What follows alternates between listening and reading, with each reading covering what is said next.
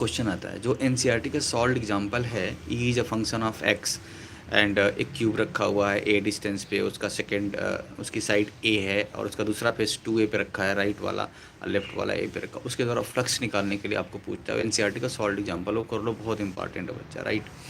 और बात करता है कि किसी भी गॉसियन सरफेस से पास करने वाला जो फ्लक्स होता है क्यू अपन एप्सिलॉन नॉट, उसके बारे में बात। और गॉस लॉ का application, infinitely long wire and plane sheet of charge और स्पेरिकल चार्ज डिस्ट्रीब्यूशन के अंदर इनसाइड एंड आउटसाइड, यहाँ से क्वेश्चन आएगा बच्चा। इसके बाद चैप्टर 2 से अपन लोग चलेंगे।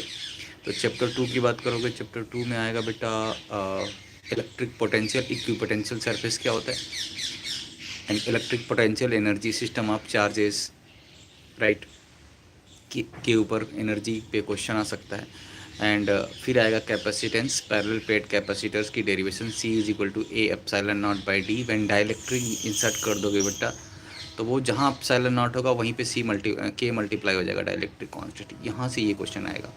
और दूसरा क्वेश्चन यहाँ से न्यूमेरिकल कहाँ से आ सकता है बेटा, दो कैपेसिटर हैं, एक कैपेसिटर को आपने बैटरी से चार्ज कर दिया, दूसरे कैपेसिटर को आप अनचार्ज किया, फिर बैटरी को फेंक दिया आपने, एक जो कैपेसिटर चार्ज था उसको लाके कनेक्ट कर दिया आपने, तो पूछेगा एनर्जी डिफरेंस कितना था। ए एनसीईआरटी का सॉल्व एग्जांपल है, राइट। अब आते हैं थर्ड चैप्टर पे, इलेक्ट्रिसिटी, करंट इलेक्ट्रिसिटी कितने का आएगा बच्चा, करंट इलेक्ट्रिसिटी। करंट इलेक्ट्रिसिटी में बेटा drift velocity, drift current, current density और temperature dependence of resistivity of conductor, उसका ग्राफ आ सकता है बच्चा। And Wheatstone bridge, Kirchhoff law, बहुत important. Welcome all of guys, जो लोग लाइव हैं प्लीज़ सब्सक्राइब माई चैनल, वहाँ से आ सकता है बच्चा।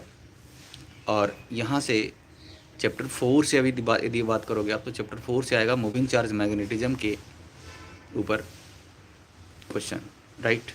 तो वहाँ से आपको एक डेरिवेशन आएगी electric magnetic field due to a circular current carrying loop axis पे प्रूव करने के लिए, and force between two parallel currents, उसके ऊपर आएगा जो फार्मूला आपको प्रूव करना होगा। और राइट, और यहाँ पे डायरेक्ट क्वेश्चन आएगा स्फेरिकल सर्कुलर करंट लूप की वजह से मैग्नेटिक फील्ड का, तो आप ये निकाल सकते हो गाइस, राइट,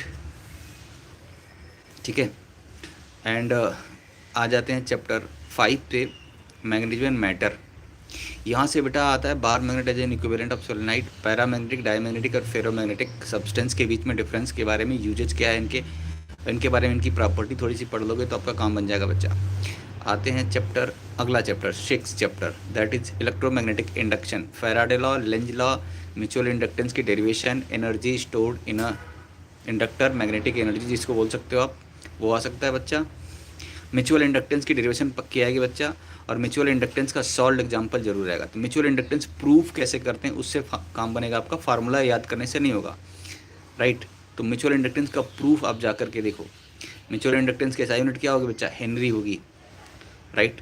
चैप्टर 6 से आते हैं, चैप्टर 6 से आते हैं बेटा एसी अल्टरनेटिंग करंट। वहाँ पे याद रखना आपको maximum voltage and average voltage में क्या रिलेशन होता है। तो मैक्सिमम वोल्टेज आपका होता है V0 और एवरेज होता है normal V is equal to V0 by √2 होता है।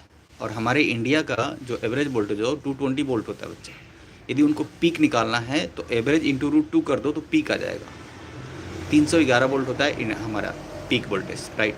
अब यहाँ पे आएगा बच्चा फेजर डायग्राम, कैसे, रजिस्टर सर्किट के थ्रू, इंडक्टर सर्किट के थ्रू और कैपेसिटर सर्किट के थ्रू आप एक बैटरी लगाओगे, उसके थ्रू करंट निकालोगे और AC वोल्टेज और I के बीच में एंगल बताओगे, फेज एंगल जिसको बोलते हैं, फेजर डायग्राम जिसको बोलते हैं। तो जब आप इसको रजिस्टर सर्किट के थ्रू लगाओगे तो सेम फेज में रहेगा, 0 आएगा।